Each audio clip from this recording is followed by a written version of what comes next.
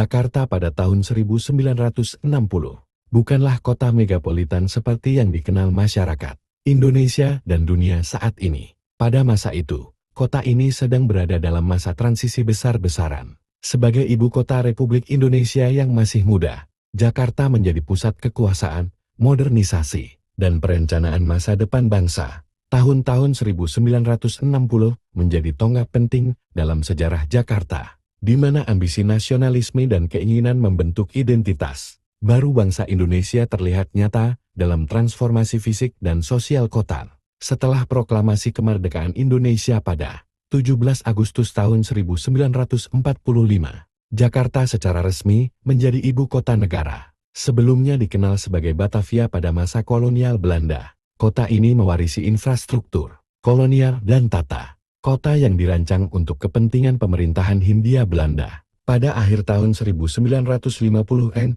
hingga awal tahun 1960-an, Presiden Soekarno mengambil peran besar dalam merancang ulang wajah Jakarta agar sesuai dengan semangat kemerdekaan dan identitas nasional baru. Presiden Soekarno memandang Jakarta sebagai simbol nasionalisme dan pusat kebudayaan baru Indonesia. Tahun-tahun 1960 adalah periode ketika Soekarno mulai memperkuat konsep Jakarta sebagai etalas Indonesia. Ia menginginkan Jakarta menjadi kota modern yang sejajar dengan kota-kota besar dunia seperti Paris, New York, dan Moskwa. Di bawah kepemimpinan Soekarno, berbagai proyek monumental direncanakan dan dibangun. Sebagian besar untuk menyambut Asian Games 4 tahun 1962, tetapi dimulai pada awal dekade tahun 1960-an.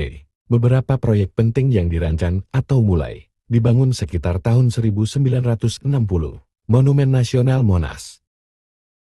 Pembangunan Monas dimulai pada tahun 1961 sebagai lambang perjuangan rakyat Indonesia. Namun perencanaannya sudah dimulai pada akhir tahun 1950-an.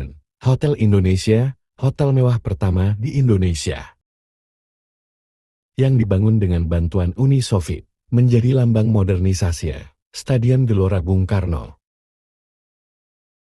Salah satu stadion terbesar di Asia pada masanya, dirancang sebagai tempat utama Asian Games tahun 1962, Taman Ria Senayan dan kawasan Kebayoran, daerah perumahan modern yang menjadi simbol tata kota baru.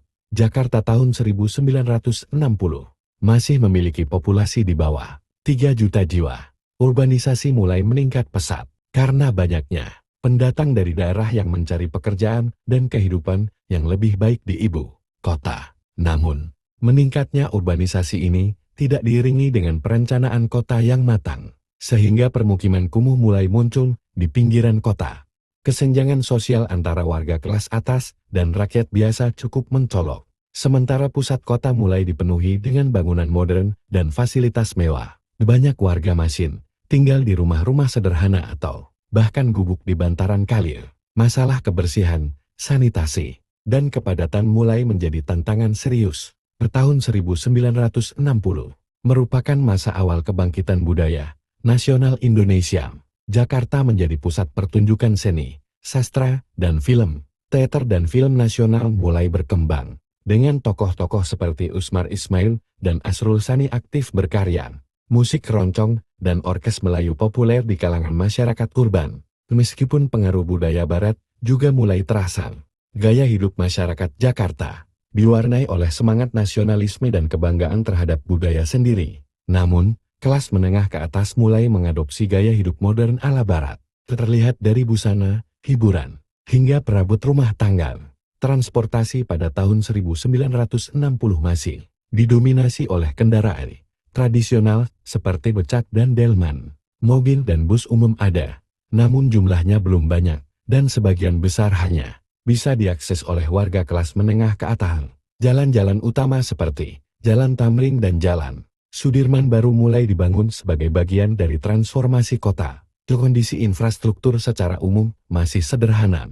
Jalanan berlubang dan tergenang air saat hujan adalah hal biasa. Namun, pembangunan mulai terlihat secara bertahap dengan masuknya bantuan asing dan semangat pembangunan nasional. Di bawah kepemimpinan Soekarno, Jakarta menjadi kota penting dalam politik internasional, terutama di dunia ketiga.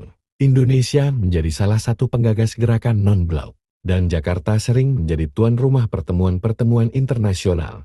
Keberadaan berbagai kedutaan besar dan kantor lembaga internasional semakin mempertegas posisi Jakarta sebagai kota global. Jakarta pada tahun 1960 adalah cerminan dari mimpi besar bangsa Indonesia untuk bangkit dari penjajahan dan menunjukkan jati diri di panggung dunia. Di satu sisi, ambisi pembangunan dan nasionalisme sangat kuat, terlihat dari berbagai proyek besar yang dimulai di era ini.